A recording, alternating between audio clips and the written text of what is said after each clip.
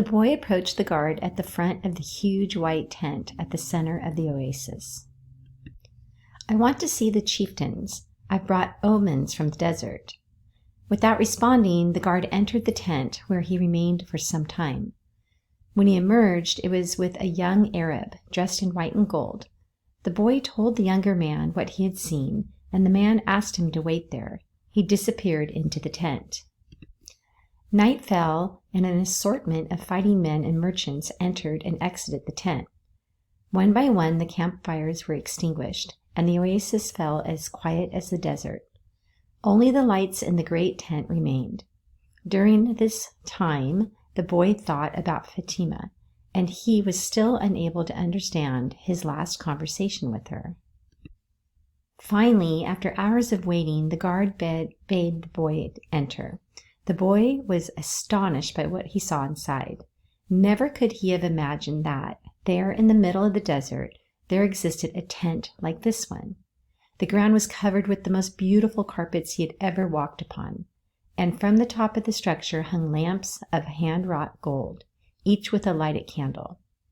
The tribal chieftains were seated at the back of the tent in a semicircle, resting upon richly embroidered silk cushions. Servants came and went with silver trays laden with spices and tea. Other servants maintained the fires in the hookahs. The atmosphere was suffused with the sweet scent of smoke. There were 8 chieftains, but the boy could see immediately which of them was the most important. An Arab dressed in white and gold, seated at the center of the semicircle. At his side was the young Arab the boy had spoken with earlier. "Who is this stranger who speaks of omens?" asked one of the chieftains, eyeing the boy. "It is I," the boy answered, and he told what he had seen. "Why would the desert reveal such things to a stranger when it knows that we have been here for generations?" said another of the chieftains. "Because my eyes are not yet accustomed to the desert," the boy said, "and I can see things that eyes habituated to the desert might not see. And also because I know about the soul of the world," he thought to himself. "The oasis is neutral ground. No one attacks an oasis," said the third chieftain. "I can only tell you what I saw. If you don't want to believe me, you don't have to do anything about it." The men fell into an animated discussion. They spoke in an Arabic dialect that the boy didn't understand. But when he made to leave, the guard told him to stay. The boy became fearful. The omens told him that something was wrong. He regretted having spoken to the camel driver about what he had seen in the desert. Suddenly, the elder at the center smiled almost imperceptibly, and the boy felt better. The man hadn't participated in the discussion, and, in fact, hadn't said a word up to that point. But the boy was already used to the language of the world, and he could feel the vibrations of peace throughout the tent. Now his intuition was that he had been right in coming. The discussion ended. The chieftains were silent for a few moments as they listened to what the old man was saying. Then he turned to the boy. This time his expression was cold and distant. 2,000 years ago, in a distant land, a man who believed in dreams was thrown into a dungeon and then sold as a slave, the old man said. Now, in the dialect the boy understood. Our merchants bought that man and brought him to Egypt. All of us know that whoever believes in dreams also knows how to interpret them. The elder continued, "When the Pharaoh dreamed of cows that were thin and cows that were fat, this man I'm speaking of rescued Egypt from famine. His name was Joseph. He too was a stranger in a strange land, like you, and he was probably about your age." He paused, and his eyes were still unfriendly. "We always observe in the tradition. The tradition saved Egypt from famine in those days and made the Egyptians the wealthiest of peoples. The tradition teaches men how to cross the desert and how their children should marry.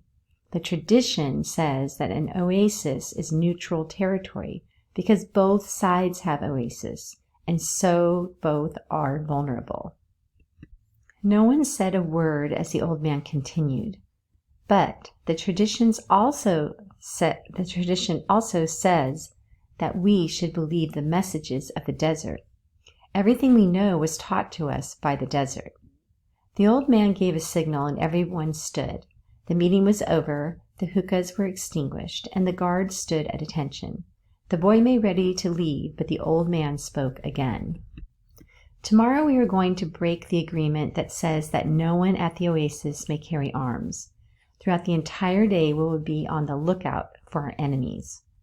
When the sun sets, the men will once again surrender their arms to me. For every 10 dead men among our enemies, you will receive a piece of gold.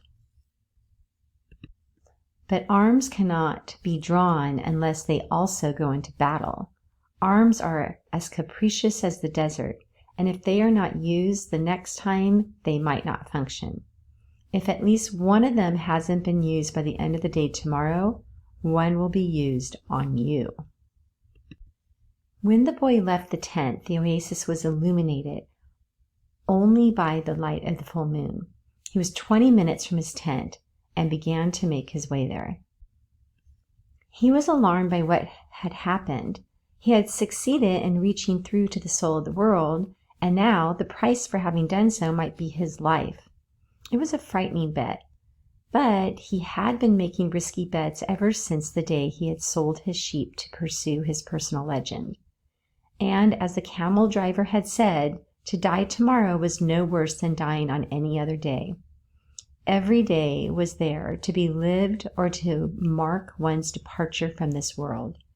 Everything depended on one word, maktub. Walking along in the silence, he had no regrets. If he died tomorrow, it would be because God was not willing to change the future. He would at least have died after having crossed the strait, after having worked in a crystal shop, after having known the silence of the desert and Fatima's eyes. He had lived every one of his days intensely since he had left home so long ago. If he died tomorrow, he would already have seen more than other shepherds, and he was proud of that. Suddenly he heard a thundering sound, and he was thrown to the ground by a wind such as he had never known. The area was swirling in dust so intense that it hid the moon from view. Before him was an enormous white horse, rearing over him with a frightening scream. When the blinding dust had settled a bit, the boy trembled at what he saw. Astride the animal was a horseman dressed completely in black, with a falcon perched on his left shoulder. He wore a turban, and his entire face, except for his eyes, was covered with a black kerchief. He appeared to be a messenger from the desert, but his presence was much more powerful than that of a mere messenger. The strange horseman drew an enormous curved sword from the scabbard mounted on his saddle. The steel of its blade glittered in the light of the moon. "Who dares to read the meaning of the flight of the hawks?" he demanded. So loudly his words seemed to echo through the 50,000 palm trees of El Fayoum. "It is I who dared to do so," said the boy. He was reminded of the image of Santiago Matamoros, mounted on his white horse with the infidels beneath his hooves.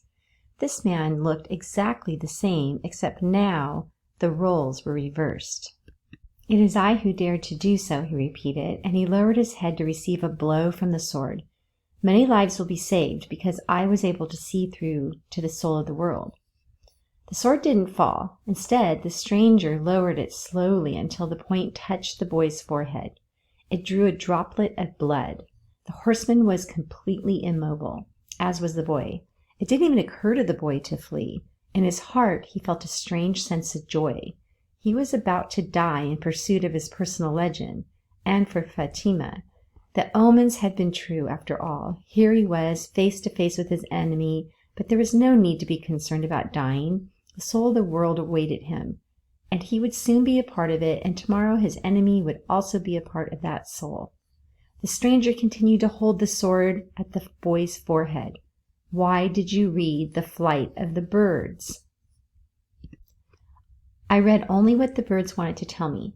They wanted to save the oasis. Tomorrow, all of you will die, because there are more men at the oasis than you have.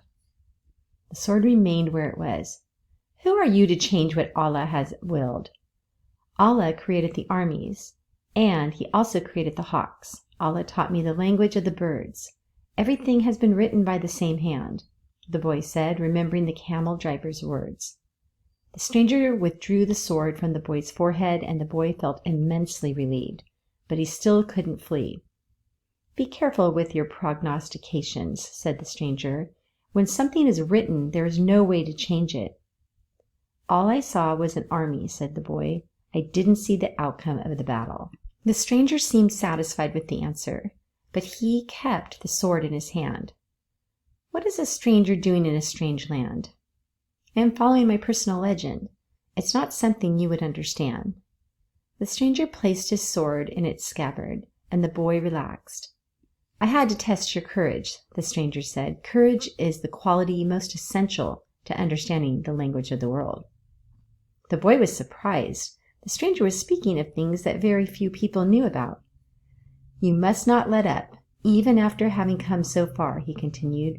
You must love the desert, but never trust it completely, because the desert tests all men.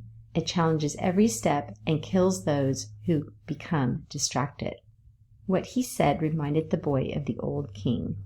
If the warriors come here and your head is still on your shoulders at sunset, come and find me, said the stranger. The same hand that had brandished the sword now held a whip. The horse reared again, raising a cloud of dust. Where do you live? Shouted the boy as the horseman rode away. The hand with the whip pointed to the south. The boy had met the alchemist.